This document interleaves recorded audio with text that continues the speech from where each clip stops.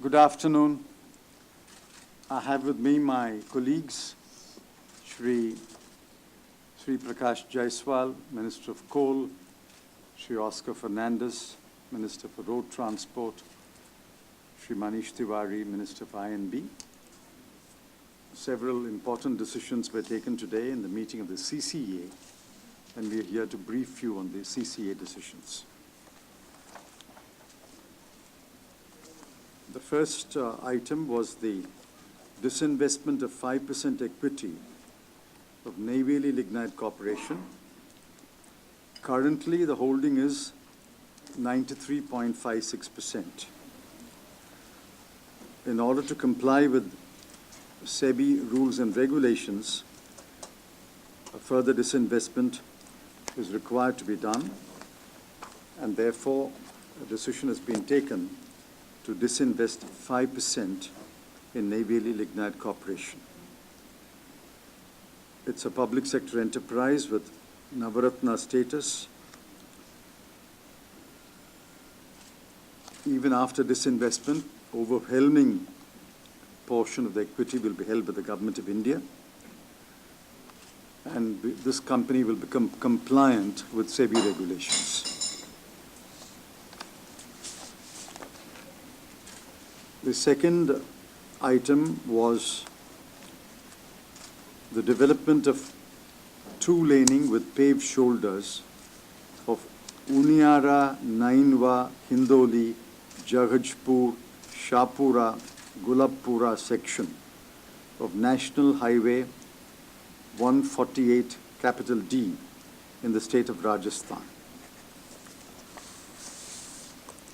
Estimated cost is 774 crore rupees. The total length of the road will be approximately 204 kilometers. The project will expedite improvement of infrastructure in Rajasthan and also reduce the time and cost of travel, particularly for heavy traffic plying between Uniara and Gulabpura. This stretch connects three national highways: NH 79, NH 12, and NH 116, and passes through three districts of Bhilwara, Bundi, and Tonk.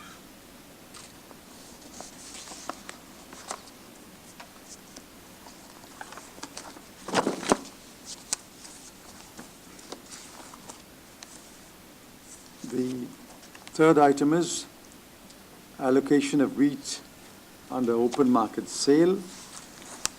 We have a comfortable stock position of wheat. We had an opening stock of 242 lakh tons as on 1st of April 2013, and in the Rabi marketing season, we estimate to have procured about 251 lakh tons. In order to release storage space as well as make available enough food grains in the market, it is proposed to sell 100 lakh tons of wheat under OMSS in the current financial year till 31st of March 2014. A small portion of this quantity will be reserved for small purchases, minimum of 3 tons to a maximum of 9 tons. State-wise and depot-wise allocations will be decided by the FCI.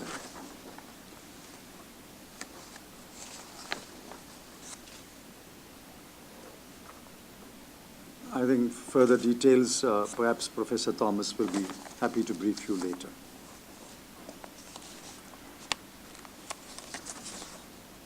The next item is the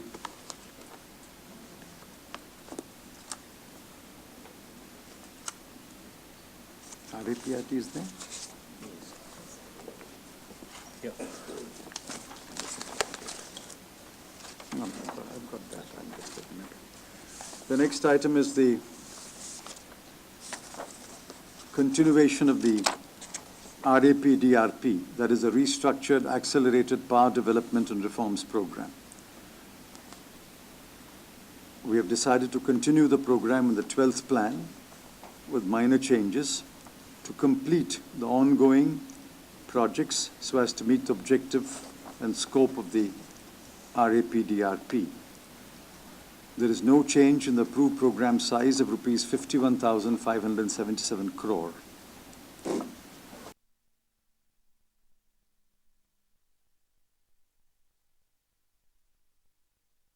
Up to 30,000.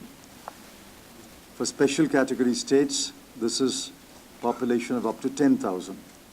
The program will establish state-of-the-art information technology enabling systems for reliable and sustained collection distribution network for business process automation, energy accounting and audit, network analysis and consumer services. As you are aware, this program has a front-loaded grant component. The total grant is 31,577 crore. It is initially given as a loan, and once the state distribution system achieves a target, it is converted into a grant. 5,697 crore rupee has already been released under the 11th plan. 10,830 crore rupees has been allocated for the 12th plan. And the balance of rupees 11,897 will spill over to the 13th plan. So the total grant from the Government of India, say if all the loans are converted to grant because they achieve the target, will be 31,577 crore rupees.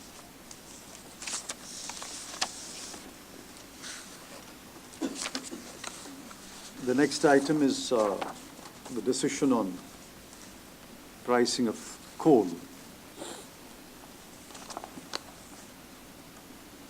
As you're aware, CCA had laid down certain guidelines for import of coal on a cost-plus basis and pooling of prices, and directed the formation of an interministerial committee to consider the cases of power plants with aggregate capacity of about 16,000 megawatts, which would be commissioned by 31st of March 2015, but did not have any coal linkage. There have been several meetings since, and what emerged out of these consultations and what has been decided by the CCA today are the following. 1. Coal India will sign fuel supply agreements for a total capacity of 78,000 megawatts, including cases of tapering linkage, which are likely to be commissioned by 31/3/2015. Actual supply will, however, commence when a PPA is entered into. Taking into account the overall domestic availability and actual requirement, the FSAs that will be signed for domestic coal will be 65%, 65%, 67%, and 75% of the annual contracted quantity for the remaining 4 years of the 12th five-year plan. That is, for 13-14, they will sign for 65% of ACQ. Next year, it will be 65%. In the fourth year of the plan, 67%. And in the last year of the plan, 75% of the ACQ. To meet the balance FSA obligations, Coal India may import coal and supply the same to willing power producers on a cost-plus basis. The power producer may also import coal himself. He does not have to go through Coal India. Ministry of Coal will issue suitable instructions on his behalf. So either they will import the balance coal or Coal India will import it and give it to them on a cost-plus basis. The higher cost of imported coal has to be considered for a pass-through. Some modalities are being suggested by the CERC. Ministry of Coal will issue suitable orders supplementing the new coal distribution policy.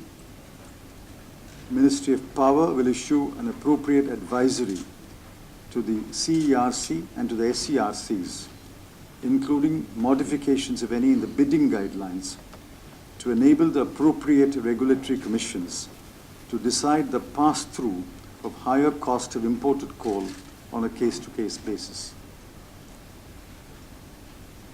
This still leaves 4,660 megawatts of capacity and other similar cases which do not have a coal linkage, but many of which are likely to be commissioned by 31/3/2015.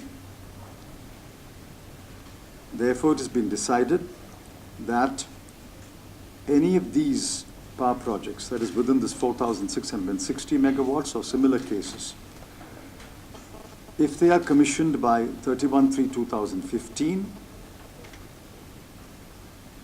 subject to availability of coal, a mechanism will be worked out to supply coal to them without affecting the decision that I mentioned earlier.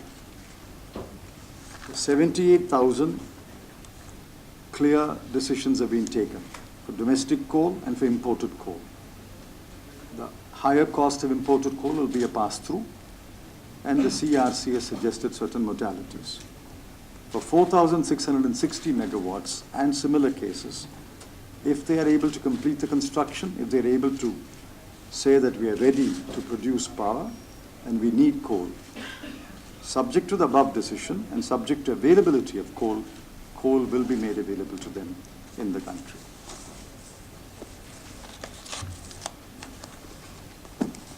The last item is on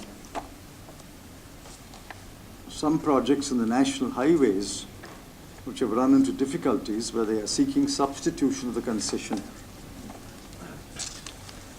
The matter has been considered by the CCA, and decisions have been taken under what circumstances a concessionaire can be substituted by a new concessionaire.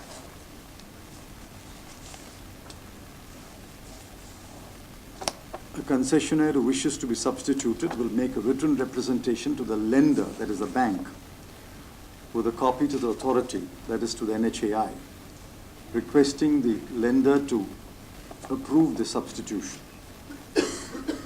The lender will make its own assessment regarding the request, and upon being satisfied that it will be in the interest of the project that the concessionaire may be substituted by a nominated company, shall recommend the case to the authority.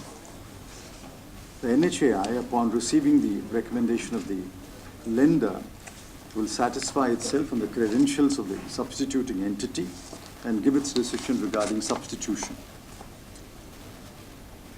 Thereafter, lender, in consultation with the concessionaire, would invite, negotiate, and procure offers either by private negotiations or public auction and tenders for the takeover, the transfer of the project highway, including the concession, to the nominated company, upon such nominated company's assumption of the complete liabilities and obligations of the concessionaire towards NHAI under the concession agreement.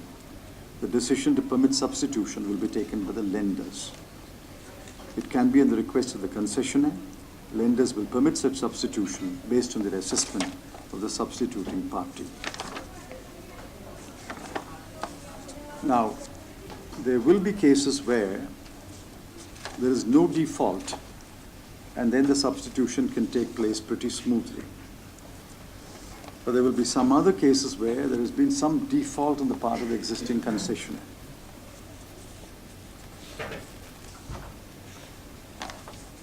Where there's a default, then the existing concessionaire will be subjected to a penalty, what we call a haircut. The NHAI board will decide on the quantum of penalty. They have suggested a formula, but the NHAI board will take a decision. So, detailed provisions have been made. We hope that with these decisions, a number of projects which have stalled because the existing concessionaire is not able to implement the project will now go forward. We're trying to protect the integrity of the original contract.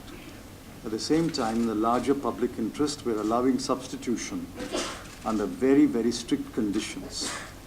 And we think that with these conditions, wherever substitution becomes necessary, a new concessionaire will substitute the existing concessionaire and the project can be taken forward. As I said, the substituting concessionaire should fulfill all the financial and technical qualifications that were required in the original bid. He will assume all the obligations of the project under the concession agreement. NHAI will be fully discharged of any claim by the earlier concessionaire or the earlier consortium. And the substituting concessionaire will be acceptable or must be acceptable to both the authority, that is NHAI, and the lender, that is the banks. Where there is a default on the part of the concessionaire, the original concessionaire will be subject to a penalty that will be decided by the NHAI on a case-to-case basis under a broad policy having regard to the nature of the default. That policy will be laid down by the NHAI board. So these are the decisions that we have taken. As I said here about 10 days ago, we have lined up a number of items for decision by the CCA. I'm glad that today we've been able to take some major decisions on RAPDRP, on coal, on NHAI, on OMSS, and a number of other matters. There are questions. We are willing to take questions. All ministers here, road transport ministers here, and I'll try to help as far as possible, so we can have some questions. Can I have an NLC define? Yes. The Chief Minister, as well as the DMP Chief Minister, we have appealed to the government not to proceed with the 5-day stimulus plan. What is the really basically this government of India have taken this decision? See, already 6.44% of NLC had been disinvested in the past on 3 different occasions.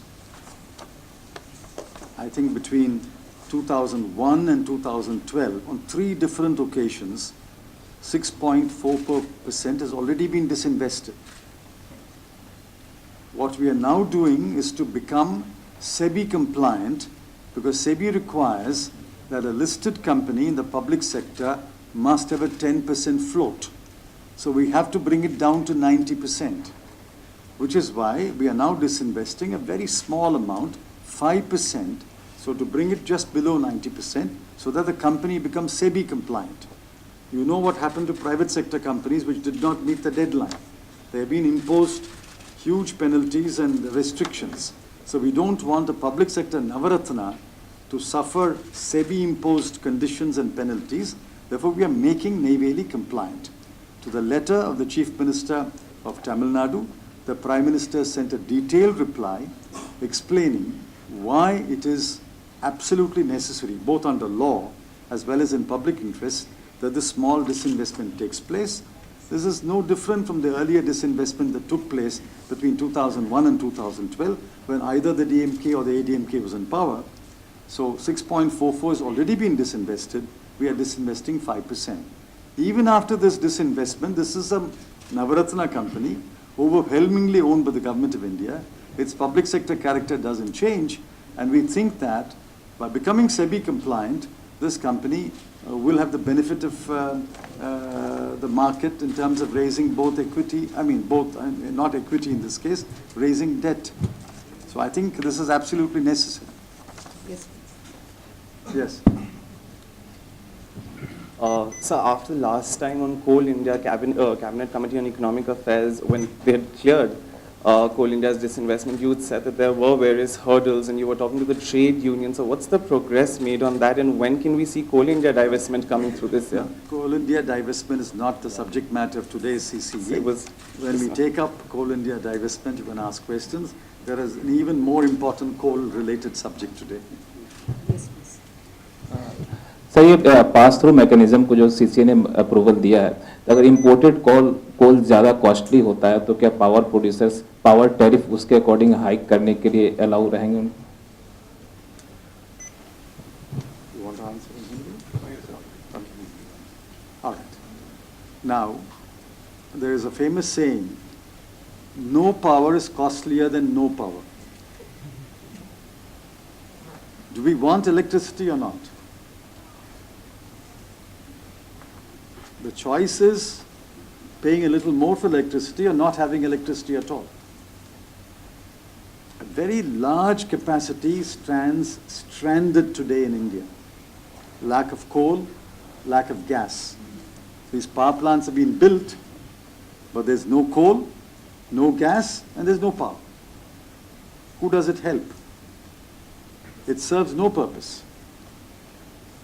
We must increase the production of coal in India. There's no question about it. In fact, I said it, I think last week, to the consultative committee. We cannot import so much coal. And by the first week of July, certain other decisions will be taken to open up more coal mines and to produce more coal. But in the meanwhile, what do? We have to import some coal so that these power plants actually produce power. Many of them are stranded, producing no power. Some of them are producing far below capacity. Therefore, for the interim period, there's no option but to import some coal. Imported coal is costlier than domestic coal. We are guaranteeing 65% this year to 75% by the end of the 12th plan. For each of these 78,000 megawatts capacity. A small portion of coal has to be imported. They can import it themselves if they wish. Otherwise, Coal India will import. And this additional price that we pay for imported coal obviously has to be passed through in the power tariff. There will be a small increase in the power tariff. But I want you to please understand, is it better to have power and pay a few paise more or not have power at all? Is it better to have our power plants working and producing power or keep them shut down after investing thousands of crores? For every megawatt today, I think the capital cost is between 5 and 6 crore. So if you've got, say, something like 20,000 megawatts that are stranded, either coal or gas, we've already invested 100,000 crore rupees there. For I think the imported coal, it will be a pass-through. There will be a small increase in the power charges, but I think it's much better to have power than not have power at all. Sir, like this, CIL, last CIL to import coal. But does CIL has the wherewithal to import coal? Right. CIL have what? Has the wherewithal to import coal. Yes. Right. CIL can import coal.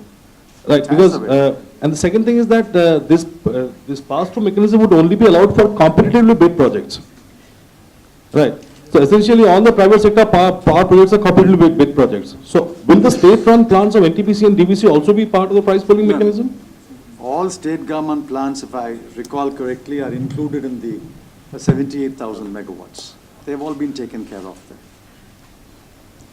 If they have to import some coal, it's their choice. We are guaranteeing 65% to 75% of domestic coal for 78,000 megawatts. If they have to import some coal, they can do the import themselves. If they want Coal India to import coal, Coal India will import it and pass on the coal on a cost-plus basis. No, we will import the coal and give it to them. Now, if they have to adjust their power tariff, they have to go to the Regulatory Commission. And we are advising the Regulatory Commission that any additional cost of fuel must be regarded as a pass-through. Otherwise, how is the cost recovered? So just one, despite the cabinet taking some of these corrective measures, sadly still, the Sensex is going down, the rupee is going up to 60. We are also having NSS data has come out for jobless growth. So how long will it take to correct Well, this? NSS data, that is your interpretation of NSS data. I don't agree with that interpretation. I think NSS data says that a large number of jobs have been created after 2009. to 2013. Anyway, we can discuss that on another day. Yes, please, Akansha. On what is happening to the currency, I'm sure you've also watched at what is happening to currencies all around the world, including Japan and every other country. We are not happy, we are unhappy what's happening, but that's an impact that every currency of the world is feeling because of certain announcements made by the US Federal Reserve. Anyway, those are not the subjects of today's CCA meeting, and I'm sure there will be another opportunity for us to discuss that. So on coal, just one. So if you allow me to ask a follow-up question on the rupee, I know you've said it's only CCA today, but just to understand that is our strategy going to be to wait and watch and let the FIs abroad digest the Fed's announcement, or are we looking at any short-term measures? And secondly, now that the Fed has given a taper horizon, are you concerned that this is going to continue, the pressure on emerging market currencies is going to continue? So I thought the chief economic advisor explained to you yesterday what is happening all around the world. We are not insulated from what's happening in the rest of the world. These are decisions that are taken by the US Fed. But I still think, and this is my view, that just as Mr. Bernanke's statement was misunderstood a month ago, I think yesterday's statement has also been misunderstood. When I meet him, I'm going to tell him that. I think he made it clear that $85 billion worth of purchases every month will continue. And he said that depending upon employment figures, depending upon inflation figures, and depending upon growth figures, we will consider withdrawing at an appropriate time. Now, certainly the appropriate time was not yesterday. The appropriate time is not today. So why should there be such a reaction in the world markets? I can't blame you guys because your friends all over the world seem to have understood the way you've understood. But my request is we should not react and panic. It's happening around the world. But obviously that money which has been pulled out from all emerging markets will ultimately have to find a place. And so we are watching the situation. RBI will take whatever action it has to take. And we have good economic advisors. We will take whatever has to be done. But there are certain things that we cannot do because these are autonomous decisions taken by other central banks, in this case, the US Federal Reserve. Anyway, we are not taking any more questions on that subject. Let's come back to the CCA. So on coal, two things. One is with the cost going up, with the pass-through happening, how have you figured in SEBs? Is there going to be any sort of a change in terms of allowing them to pass this through on to consumers as well? Because there will be a question mark, they don't have that good a purchasing power. SEBs are in bad state, that's one. And second is the new coal development policy. Will there be changes in that as well after this policy coming in? Well, these are decisions which the SEBs have to take. These are decisions which state governments have to take. What we are doing is facilitating all power plants, state public sector, central public sector, private sector, to access coal. It's for them to take the decisions, and I'm sure they will take wise decisions, having regard to the situation in every state. Many states have revised their tariffs. If costs go up, if input costs go up, then the price of the power also will go up. But I'm sure they will have regard to all the factors before they decide what needs to be done. One of the other matters on the agenda was, of course, hiking of gas prices, and that was not taken up as the minister was not in town. But we are seeing a lot of movement in the power sector on the coal front. But is there any relief on the gas front that is expected in the near term? Any way of actually increasing domestic supply on the gas front? Because that seems to be a sole problem to the power sector even today. Well, the paper was there, but as you rightly said, the minister was unavoidably called to Agartala. Therefore, he requested a deferment. It is deferred by a few days. It will come up before the CCA next week, and we will address the issue of gas. For the larger question, let's understand the fundamental rule of economics. People will invest only when they get a right price. And production will increase only if there is investment. Therefore, all these things will be taken into account when the CCA takes a decision, and I hope we will be able to take a decision next week when the minister is here and the meeting is called. Yes. Yes?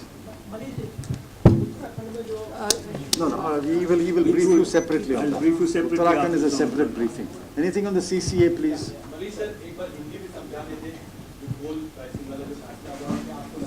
want to say anything?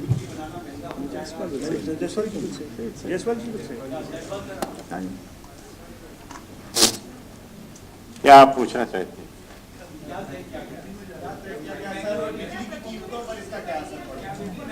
CC ने decision लिया है कि 78,000 megawatt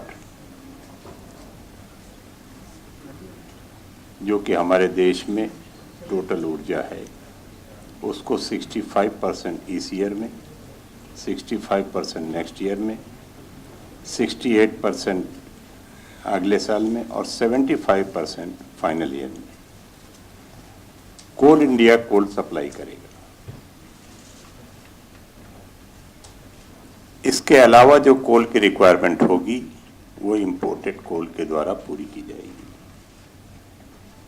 pass through basis पर।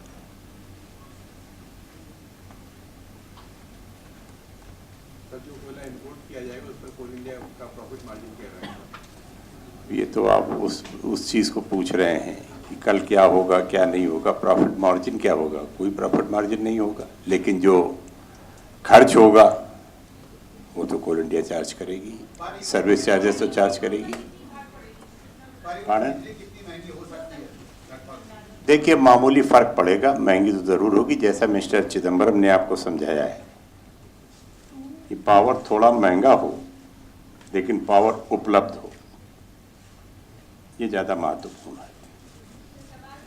तो हमारी government ने जो व्यवस्था की है उस व्यवस्था का पूरा डेफिनेशन ये है कि पावर हम उपलब्ध कराना चाहते हैं देश के लिए।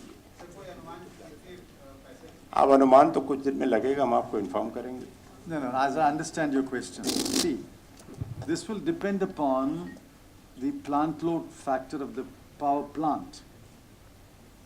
How much additional imported coal is required will depend upon the efficiency of the plant and its plant load factor. Some are plants that are base load plants, some are peak load plants, so it depend upon all that. So we can't today estimate what will be the increase in cost of power, and certainly it will not be uniform. It will depend upon power plant to power plant and how it is located, isn't it? Therefore, I don't think you can come to any conclusion that price of power will go up by so much. But our calculation is that if we are able to guarantee them between 65% this year and 75% in the terminal year, and if they import some coal to top it up, the increase will be a very marginal increase in the unit cost of power. But this cannot be calculated except on a plant-by-plant basis.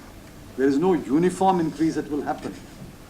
It will depend upon the plant load factor of the plant. Can you give us the range of the... No, you can't. That's precisely what I'm trying to say. This percent? You can't. Depending upon the cost of imported coal. Suppose it's a coastal plant.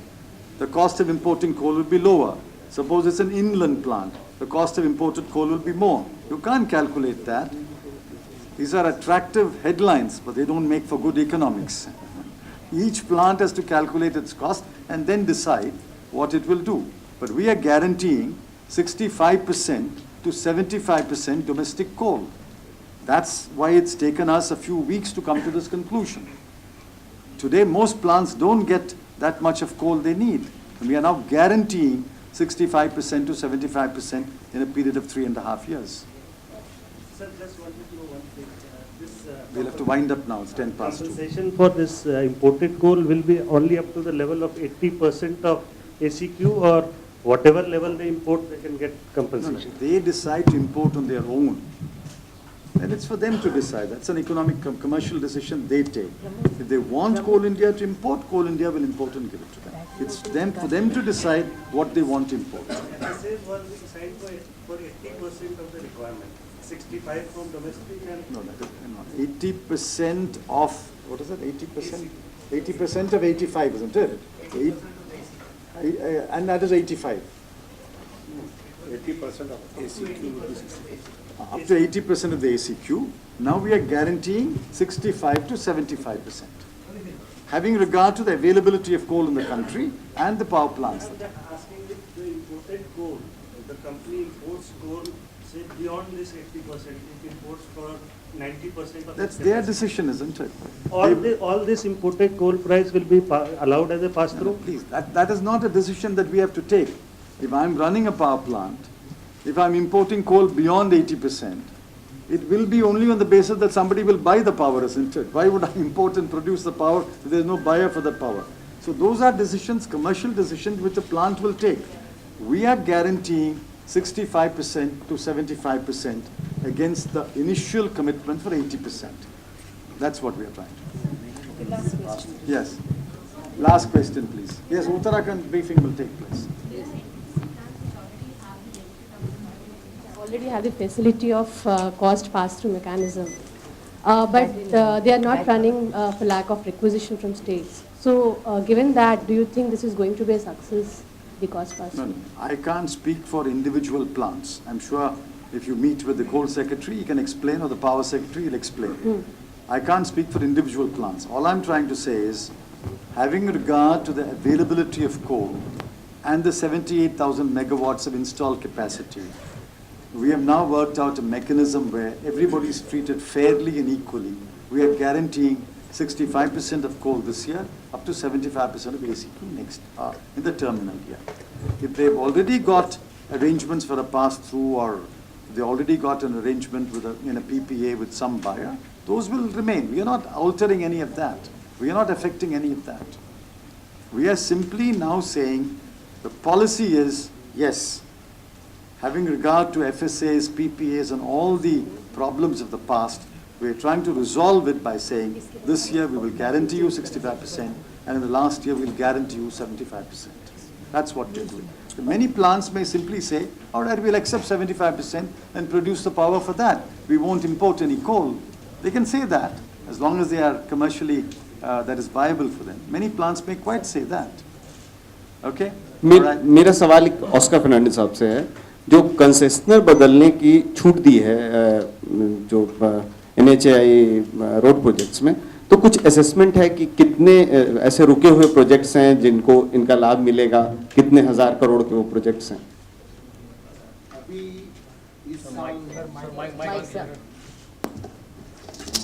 इस साल में ज़्यादा लोगों ने उम्मीद नहीं दिखाया ये एग्रीमेंट में आने के लिए। हमारा सोच है, हम ये कंसेशन दिया तो ज़्यादातर लोगों को अट्रैक्ट कर सकता है, उनको कोई कंटिजेंसी आएगा तो they will be allowed to leave without affecting the project. So that assessment will be able to do. ये होने के बाद ही हम ये assessment. Now this year the bidding has been minimal. So we are trying to make it up by providing this concession, and then we'll know how many bids we'll be able to get. Okay. Okay. Sir, can I ask one question before Uttarakhand? No, wait. Tamil Nadu. No. Only on CCA now. Only on CCA now. Now let me say, if you want more information about coal, you're welcome to meet Secretary Coal. If you want more information about the road substitution, please meet the Secretary, Ministry of Road Transport. If you want more information on RAP, DRP, please meet Secretary Power. They are all available today, and they'll be quite happy to meet you and explain, because these are important decisions and we want you to get the facts right. So please meet the secretaries. They are all available today, and they have been requested to make themselves available to the media today. Okay, thank you. The unfortunate nature-created situation in Uttarakhand continues to be a cause of active engagement of both the central government and the state government. I would just provide you with a brief update of the measures which have been taken by different parts of the government with regard to rescue and relief and rehabilitation. We've got some of our colleagues from various parts of the government also here. So if there would be questions, we would be willing to answer those questions. The Indian Air Force has committed 13 more aircraft to Operation Rahat, taking the total number of aircrafts up to 43. The Indian Air Force is also activating landing grounds at Gauchar and Dharasu in Uttarakhand to establish an air bridge for chopper movement. IAF plans to operate advanced light helicopters and the Cheetah from Gauchar. A heavy lift Mi-26 has already landed at Gauchar with 30 barrels of fuel and 70 paratroopers. Mi-26s will continue to operate in this area and maintain supply of aviation fuel and rescue work. It will also provide heli lift to the heavy equipment of the Border Roads Organization for repairs and construction work, as well as support construction of temporary helipads for better extraction of those struck or stranded using helicopters. The Ministry of Home Affairs, in pursuance of the announcement of the Prime Minister, has endeavored to ensure that Government of India releases an amount of rupees 145 crores from the State Disaster Relief Fund to the Government of Uttarakhand as on 20th of June 2013. Home Minister would be visiting the state tomorrow. 33,192 pilgrims have been rescued and moved to safer places. 33,192 जो वहाँ पे श्रद्धालु या पर्यटक गए हैं, उनको सुरक्षित स्थानों पर पहुँचाने की चेष्टा की गई है. The search, rescue and relief operations are being carried out by the state administration with the help of helicopters from the Army, Indian Air Force, private helicopters, the National Disaster Relief Force, ITBP, SSB, Army personnel are also assisting state government in the search and rescue and relief efforts. The National Disaster Relief Force and the ITBP rescued 885 and 3,707 persons respectively as on the 20th of June 2013. 90 sorties were conducted today using 17 Indian Air Force Army helicopters and 11 private helicopters. The National Disaster Relief Force has also recovered 18 dead bodies. Insofar as the Ministry of Communications is concerned, in the 3 affected districts of Chamoli, Rudraprayag and Uttarkashi, there are 739 mobile towers. Out of this, 207 towers are down at the moment.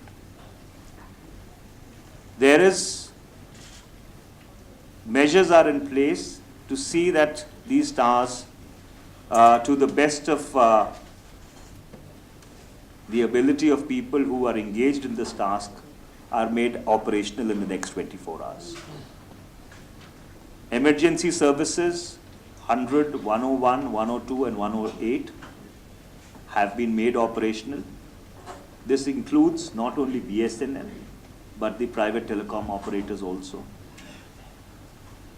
The Ministry of Petroleum has also positioned aviation refuelers at Rampur, Shimla and Gauchar in order to augment the effort and see that there is no interruption. LPG supplies are also being trucked to distributors from Haridwar and the Haldwani bottling plants. Truckloads have been dispatched on the 17th, 18th and the 19th of June. Similarly, efforts are being made to see that the supply of motor spirit, diesel and SKO is also augmented so that there is as little shortage as possible, which would impact the rescue and relief efforts. Railways has also been running special trains from Haridwar. As of yesterday, they've also run specials to Lucknow, to Delhi and Ambala from Haridwar. More specials are being planned. In coordination with the government of Uttarakhand, Indian Railways has decided to carry all stranded passengers free of cost to their respective destinations. Railway administration is pulling out all stops to ensure that sufficient empty coaching rakes are sent to Haridwar and Dehradun on priority. Northern Railway and its Muradabad division have geared up to make appropriate arrangements. There are also numbers of certain senior officers which we would be putting out on our website and giving them to you so that they would be contacted. So, in a sense, to cope with the very complex nature of this natural calamity and its spread in some very difficult terrain, Government of India, or the Union Government in conjunction with the Government of Uttarakhand has taken these measures. They are being monitored at the level of the Cabinet Secretary. There are regular meetings which are taking place, and if at all there would be an evening update required, after the next meeting DGPIB would then brief you and update you about the latest situation. If there would be any questions, I would be willing to answer them.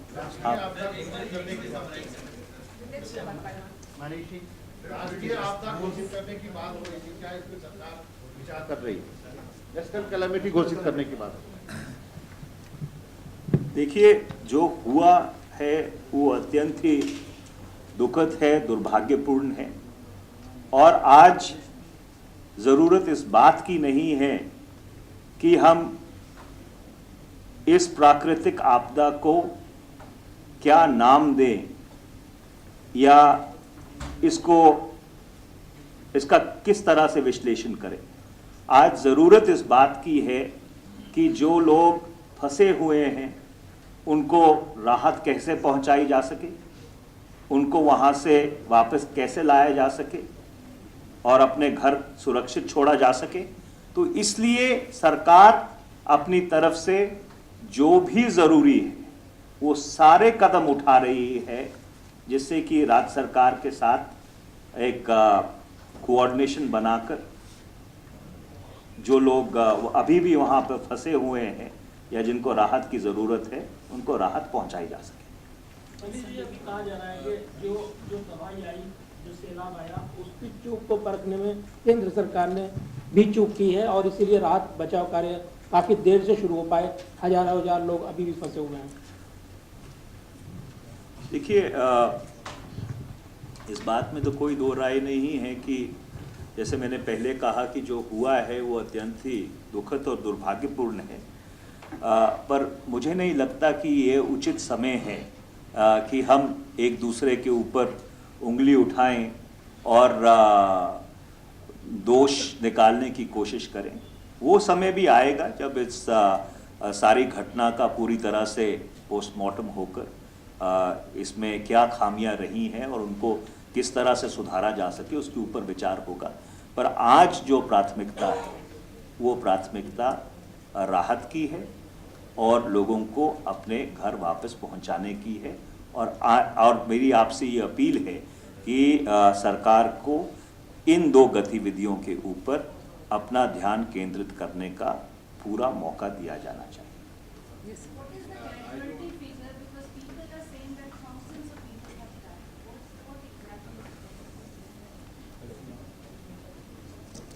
Well, official casualty figures which are available with the government of Uttarakhand or the government of India would be shared with you after the evening meeting because I do not have those figures on hand at the moment and I would not like to give you wrong figures. But suffice to say that since the spread of this entire natural calamity and the terrain is extremely hostile and inaccessible, so obviously information, it is taking time for information to filter back. But whatever information is there with the government, we would share it with you in the evening. Manish, I don't want to create a sense of panic, but Met reports suggest that another round of heavy rains and heavy showers are expected in Uttarakhand between 24th and 25th of June. So many people, actually we are getting a lot of feedbacks on our channels, relatives writing mails saying that would the government be able to complete the evacuation work until the 24th? Has the government got any such information at all? Well, government obviously tracks meteorological information, especially when you are trying to deal and surmount a natural calamity, whose spread is extremely diverse, as I was earlier mentioning. So obviously whatever inputs are there from the Met Department do get factored into whatever plans are made. But as I was earlier stating, and I would like to reiterate and underscore, that we are trying to press in as much effort as is possible because, there is a certain paucity of landing grounds, there's a certain paucity of how many sorties can be carried out in a particular day given the logistical limitations which are there, but notwithstanding all that, whatever is humanly possible is being done by the union government to help the government of Uttarakhand to see as to how best we can mitigate the situation. Sir, ये हिंदी में बोल रहे 24 25 की जो बात अभी आ रही है उसके बारे में सरकार की तरफ से देखिए, जब भी किसी ऐसी प्राकृतिक आपदा से सरकार निपटती है तो जो भी सूचनाएं आती हैं, चाहे वो मौसम विभाग की तरफ से हों, उनको ज़रूर संज्ञान में लिया जाता है। पर इसके साथ साथ ये बात के ऊपर जोर देना ज़रूरी है कि सरकार की तरफ से जो भी कार्रवाई ज़रूरी है, जो भी कार्रवाई इंसानी तौर पर हो सकती है, वहाँ पर जो परिस्थितियाँ हैं उसको मद्देनज़र रखते हुए सरकार पूरी तरह से अपने इस काम में जुटी हुई है और हमारी पूरी कोशिश है कि ज़्यादा से ज़्यादा लोगों को जल्द से जल्द राहत पहुँचाई जा सके। Sir, one question here. So on 15th of this month, the Met Department has said that the warnings were issued to all the concerned departments. In fact, the state of Uttarakhand was also informed. And had that been looked into, probably this disaster would have been averted. So were government people being informed about it on 15th of this month? Well, I think, ma'am, again, we seem to be missing the wood from the trees. At this point in time, government is not in a post-mortem mode. Government is fully and absolutely focused on trying to augment rescue efforts, enhance relief efforts, and focus on the rehabilitation aspect of it with regard to whether there were any shortcomings or whether there were any failings or was certain information given and it was ignored either at the level of the union government or at the level of the state government.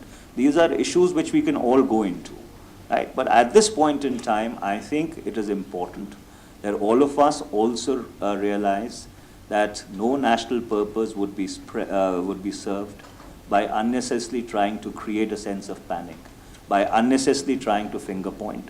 That stage would also come, but at this point in time, I think it is important that every Indian citizen, given the magnitude of the tragedy, should really be focusing on seeing how the relief and rescue effort can be augmented. Yes. That the relatives or friends of people are missing. Is there any movement towards building a database of missing persons so far? Well, I'm informed by DGPIB, and earlier in the morning there was a discussion on this. Government of Uttarakhand is trying to build a database whereby they are possibly going to create an infrastructure where people can report in those who are still missing or who are unlocated. So therefore, there is a live database which can then be accessed by those people who are engaged in rescue and relief, and see as to what extent and or to what best extent can help be provided to them at the shortest possible. Sir, I believe the states. Sandeep, yes, please. I believe the states have their representatives in Uttarakhand to inquire about how many people from each state have gone missing. Do you have any information on the number of people missing? Well, as I was saying, that obviously, state governments would be concerned. I represent a parliamentary constituency. A large number of my own constituents, are unfortunately stuck in those areas. And as a public representative, I'm obviously concerned, and their relatives have been calling me. So similarly, I can understand that the state governments would have sent their representatives. But since, it's an inhospitable terrain, especially when you are confronted with the situation of a natural calamity, so information which is filtering in is being put together.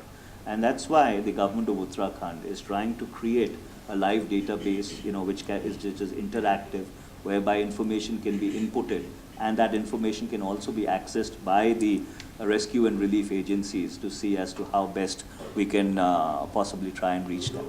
Manish, there's a feeling that the VVIP surveys are, in aerial surveys, are interfering in the rescue and relief operations. So how does a government draw a thin red line between the imperative of the political executive to see the ground zero and understand it, and not interfere and not affect the relief and rescue operations, which is primarily air-oriented?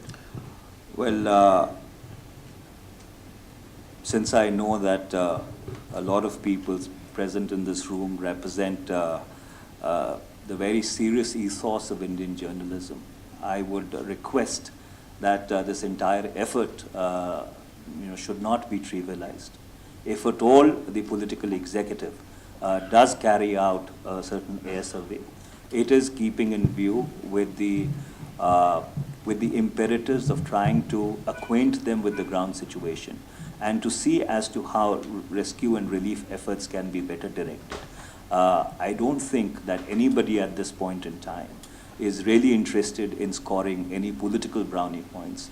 The only one overriding objective at this point in time is to see as to how all the elements of the state can be brought to bear in order to augment and surmount the rescue and relief effort. Manishi, Just 1 minute. Somebody's been waiting for apart from the local residents, a lot of people from outside the state, especially tourists from various parts of the country, have trapped. You said about 33,192 people have been so far rescued. Out of which, how many local residents, how many tourists have you got any information? Right, the Manto state, if you have any information. Well, the way the government of Tamil Nadu have taken initiative and rescued about more than 186 people from the area, and they have been sent to Chennai by flight today morning. The ground, because at times if you have solo missions going in, it may be a case of people on the ground working at cross purposes. So therefore, while any such noble initiative at this point in time is more than welcome, but I would like to emphasize the need to coordinate, and I believe that even the government of Maharashtra and some certain other governments have also taken this initiative. But I do believe that whosoever is tasked with the responsibility on the ground would be ensuring that the whole effort is really, देखिए जो मापदंड हम अपने लिए इस्तेमाल करते हैं ये एक मानवीय दृष्टिकोण को सामने रखते हुए एक राजनीतिक दल की संवेदनशीलता है और हमें ये आदत नहीं है कि हम बाकियों को नसीहत दें कि उनको क्या करना चाहिए या क्या नहीं करना चाहिए, ये हम उनके विवेक पे छोड़ते हैं। Manish, I know it is now these initial days, but honestly at the grassroots level, you know, the fact is that there's so much of confusion, no coordination between Army, Air Force, ITBP, NDRF. This is the reports that are coming from the ground. What efforts are being made to ensure that there is a coordinated approach from the center? With great respect, Sunil, I think these reports are completely erroneous. They are misplaced and to some extent extremely sensational in nature. Obviously, if 33,000 people have been brought out, there is a certain functional level of coordination which is there on the ground. But as I said, that you have people who are operating in inhospitable terrain. Communications have broken down, road links have been swept away. So therefore, you know, there is a terrain problem which you have to take into account. Now, to a certain level, if that may be impacting coordination in a particular area, what you're saying could be correct. But on a macro level, between the government of India and the government of Uttarakhand, and between the government of and between the various agencies of the government of India, coordination which is required to bring all elements of national power to bear is functional and is in place. Manish ji, सबसे बड़ी एक problem आती है कि इधर कोई भी त्रासदी होती है तो उसमें महिलाएं और बच्चे सबसे पहले इफेक्ट होते हैं और सबसे ज़्यादा इफेक्टेड होते हैं। अगर हमें ये पता लग पाए कि इस पूरी त्रासदी में कितनी महिलाएं और बच्चे इसमें मौत हुई है उनकी, और दूसरा ये पता लग पाए कि उनको बचाने के लिए स्पेशल फोकस कैसा चल रहा है? देखिए, जहाँ तक मेरी जानकारी है, जो स्टैंडर्ड ऑपरेटिंग प्रोसीजर होता है किसी भी राहत कार्य में, वो यही रहता है कि सबसे पहले बच्चों को, फिर महिलाओं को, और उसके बाद जो बुज़ुर्ग हैं और फिर जो नौजवान हैं उनको निकालने की कोशिश की जाती है। और मुझे लगता है कि इस परिस्थिति में भी जो ये स्टैंडर्ड ऑपरेटिंग प्रोटोकॉल है इसको फॉलो किया जा रहा होगा। और ये सवाल पहले भी आ चुका है कि कितने पर्यटक हैं, कितने उत्तराखंड के वासी हैं जिनको बाहर निकाला गया है। तो जितनी जानकारी मिल सकेगी उतनी जानकारी हम आपके संज्ञान में लाने की कोशिश करेंगे। Will make that the last question. Kedarnath के बारे में जो तस्वीर आई है कि वहाँ सबसे ज़्यादा तबाही हुई है, भारत सरकार के पास क्या जानकारी है? क्या वहाँ तक राहत दल पहुँचा है? वहाँ राहत कार्य तेज हुआ है? एयरफोर्स, आर्मी, कोई किस तरह का काम वहाँ शुरू हुआ है? देखिए, उत्तराखंड के हर हिस्से में जहाँ पर राहत पहुँचाई जा सकती है वहाँ पर राहत पहुँचाने की पूरी कोशिश की जा रही है। ये आपकी बात सही है कि उत्तराखंड के कई हिस्सों में तबाही हुई है। अब कहाँ पर कितना नुकसान हुआ है उसका ज़रूर अनुमान लगाया जाएगा, उसका ज़रूर जायज़ा लगाया जाएगा। पर आज जो प्राथमिकता है और जो प्राथमिकता होनी भी चाहिए वो ये है कि जल्द से जल्द कितने लोगों को वहाँ से निकाला जाए, जिससे कि जो परिस्थितियाँ हैं उन परिस्थितियों से उन लोगों को राहत पहुँच सके। मनीष, एक तो जो आपने रेलवे और मोबाइल टावर्स के बारे में अंग्रेजी में बताया, उसको हिंदी में बता दीजिए। दूसरा सवाल ये है, एक शुरू में सवाल आया था राष्ट्रीय आपदा को लेकर। सर, क्या पैरामीटर्स होते हैं नेशनल कैलेमिटी घोषित करने के, और क्या आपको लगता है कि अगर राष्ट्रीय आपदा घोषित किया जाए इस त्रासदी को तो ज़्यादा फोकस्ड रिलीफ और रेस्क्यू ज़्यादा? देखिए, जैसे मैंने पहले कहा कि कोई इस बात से इनकार नहीं कर रहा कि परिस्थिति बहुत ही दुर्भाग्यपूर्ण है, और इसीलिए हमारा ये मानना है कि इसको किस नाम से बुलाया जाए वो ज़रूरी नहीं। ज़रूरी ये है कि जल्द से जल्द कितनी राहत पहुंचाई जा सके, और इसके लिए केंद्र सरकार और राज्य सरकार जो भी कदम उठाने ज़रूरी है वो सारे कदम उठा रही है। तो इसलिए अगर कहीं पर राहत कार्य में कोई खामी आ रही हो तो आप ज़रूर हमारे संज्ञान में लाएं, हम उसको और बेहतर और सुचारू रूप से चलाने की कोशिश करेंगे। पर मुझे नहीं लगता कि इस बहस में पढ़ना इस समय ज़रूरी है कि क्या मापदंड है और किसको किस जगह पर स्लॉट किया जाए।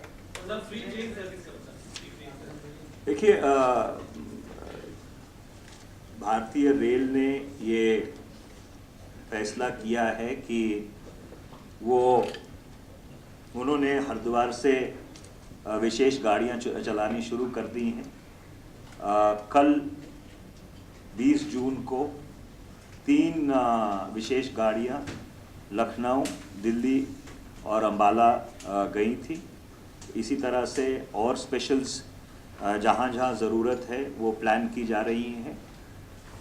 इसके साथ साथ रेलवे ने ये भी फैसला किया है कि जो लोग वहाँ पर फंसे हुए हैं, जिनको अपने घर पहुँचाना एक जिम्मेवारी भी बनती है, उनको निःशुल्क भारत रेलवे अपने जो भी उनका गंतव्य है उस पर पहुँचाने की चेष्टा करेगी।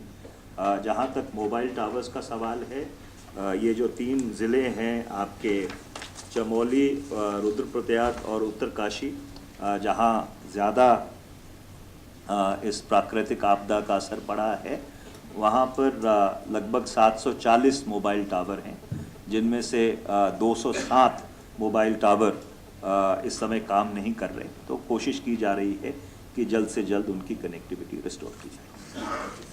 Thank you.